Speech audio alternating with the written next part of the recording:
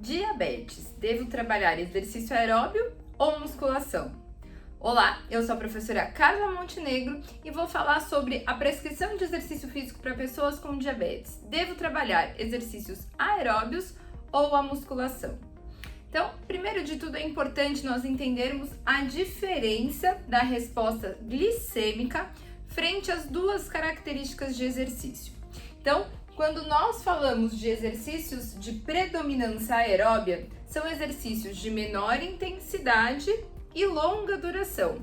Então, exercícios que vão estimular uma via metabólica com dependência do oxigênio para produção de energia e geração da contração muscular, que é a via oxidativa. Então, são exercícios que podem perdurar por uma maior duração, né? Então, por exemplo, caminhada, corrida, ciclismo, a natação, se assim for a característica do treino de natação, hidroginástica. Então, atividades de menor intensidade.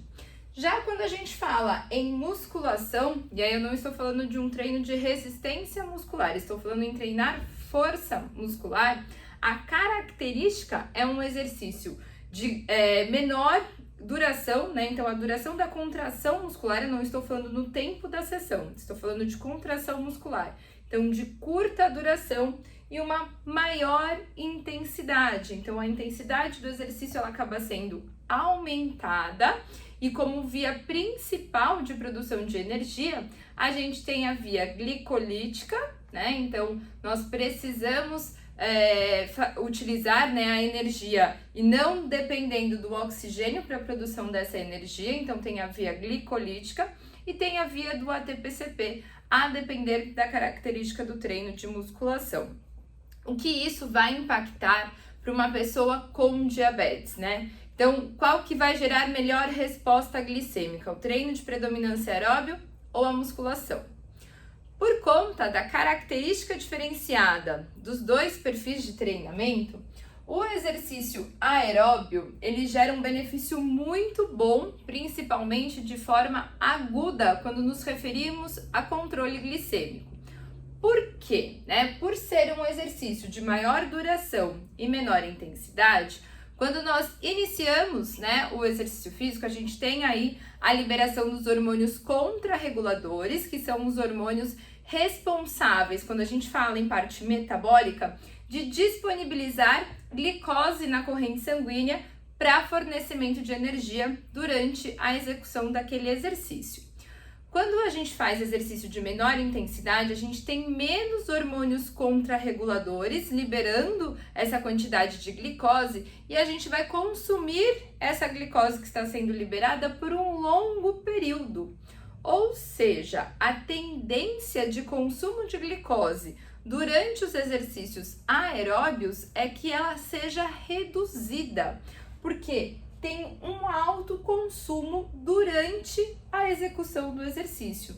Então, como resposta aguda, durante a sessão de exercício físico, o exercício aeróbio é o que mais consome glicose. Então, as pessoas com diabetes tendem a perceber mais uma redução de glicemia mais acentuada do que se ela fizer um exercício, por exemplo, como a musculação. Tanto que, vocês podem observar, vai estar aqui algum espaço, um botão para você clicar e ver, um vídeo sobre valor de glicemia e exercício físico. A gente precisa tomar alguns cuidados e até na escolha do exercício físico de acordo com a glicemia antes de iniciar a sessão de treinamento. Já no exercício de musculação, o consumo de glicose ele acontece, mas não principalmente durante a execução do exercício. Quando nós iniciamos um treino de maior intensidade, que a contração muscular dura um curto espaço de tempo, nós temos um alto potencial de liberação dos hormônios contrarreguladores, que são os mesmos que acontecem no exercício aeróbio. Os principais são as catecolaminas, adrenalina, noradrenalina, cortisol, GH e glucagon. que tem no controle glicêmico um papel de fornecimento de glicose durante a execução do exercício. E como o potencial de liberação durante os exercícios de maior intensidade também é maior, a gente tem muita glicose sendo disponibilizada na corrente sanguínea para a execução daquele exercício.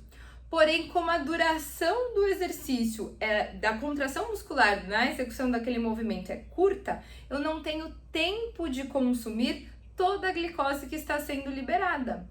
Consequentemente, eu acabo a sessão de treinamento com uma glicemia que tende a ser superior à glicemia que estava antes de iniciar aquela sessão. Então, Carla, se eu termino a sessão de exercício físico com uma glicemia maior do que o início da sessão, por que eu devo fazer musculação se eu tenho diabetes? Ou por que eu vou prescrever musculação para o meu aluno que tem diabetes? Não vai ser a resposta durante a sessão de exercício físico que vai garantir um bom controle glicêmico para aquele indivíduo. Lógico que consumir durante o exercício, como acontece no exercício aeróbio, é sensacional, mas cronicamente o melhor exercício físico que pode potencializar esse consumo de glicose em repouso é a musculação. Então a musculação ela vai ter um potencial de consumo crônico da glicose em momentos de repouso, né? Então durante a minha vida, durante o meu dia a dia, não somente durante a execução do movimento, durante a minha sessão de exercício físico, eu vou estar consumindo glicose. Então, quanto maior a massa muscular que aquele indivíduo possuir, maior vai ser a taxa metabólica basal. Consequentemente, maior vai ser o consumo de glicemia em repouso. Então, por isso que quando a gente fala em diretriz de prescrição de exercício físico para pessoas com diabetes, a gente acaba tendo uma orientação de prescrever não somente exercícios aeróbios, mas também exercícios de força, para que a gente tenha uma compensação do consumo de glicose durante a sessão de exercício e também um benefício crônico de consumo de glicose durante o repouso.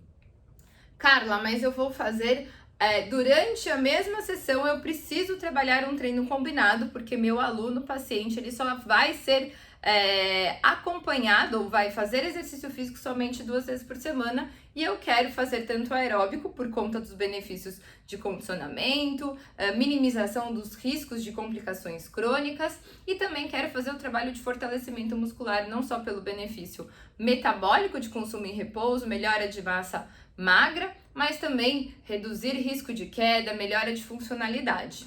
Qual que eu devo prescrever primeiro? O exercício aeróbio ou a musculação na mesma sessão de treinamento? Eu começo por onde? E aí, pessoal, não existe uma regra. Não existe uma regra, comece sempre pelo aeróbico e depois faça a musculação, ou o contrário. Uma coisa que influencia muito na prática clínica é a glicemia pré-sessão de treinamento, ou até o fator psicológico do seu aluno. Se ele está com a glicemia vamos dizer assim, adequada para qualquer tipo de prática, seja de alta intensidade, intensidade moderada, posso fazer tanto aeróbico quanto a musculação, qual que eu vou escolher primeiro? O que o psicológico dele manda, porque tem pessoas que não gostam de ver que a glicemia subiu após a sessão de exercício físico. Isso gera um abalo psicológico do tipo, por que eu vou continuar fazendo um programa de treinamento sendo que a minha glicemia sobe quando eu termino a sessão? E aí, a minha dica para vocês é, façam o exercício ou prescrevam o exercício aeróbio no final da sessão de treinamento, para que o seu aluno saia da sessão satisfeito ao ver que a glicemia dele baixou, porque a gente inicia com a musculação, tende a subir a glicemia, faço a segunda parte do meu treino, um exercício aeróbico que vai consumir essa glicemia que aumentou por conta da musculação e ele vai terminar feliz, pois viu que a glicemia diminuiu em relação ao início do treino. Mas se eu for iniciar um atendimento de um aluno que começou com a glicemia muito baixa, né? Então tava lá num padrão entre 90, 100, insulino dependente, e a gente sabe que a recomendação para essa população, para a gente trabalhar exercícios de intensidade leve a moderada e longa duração, pode ter um risco de hipoglicemia. E aí a minha dica vai, se a glicemia dele não está suficiente para exercício de longa duração, comece com um exercício de alta intensidade, exatamente para provocar uma adaptação fisiológica, fazendo com que essa glicemia suba. E aí eu vou, a segunda parte do treino, eu vou fazer um exercício físico aeróbio. Outra situação, eu estou com meu aluno, paciente, cliente com a glicemia muito alta para iniciar a sessão de treinamento. A glicemia dele está 270. Não posso começar fazendo treinamento de intensidade vigorosa. Então, vou começar com um aeróbio de intensidade leve a moderada para consumir essa glicose e posso colocar numa segunda parte do treino um exercício de força para garantir a manutenção da massa magra. Tá certo? Espero que você tenha aproveitado e te encontro numa próxima oportunidade. Até mais!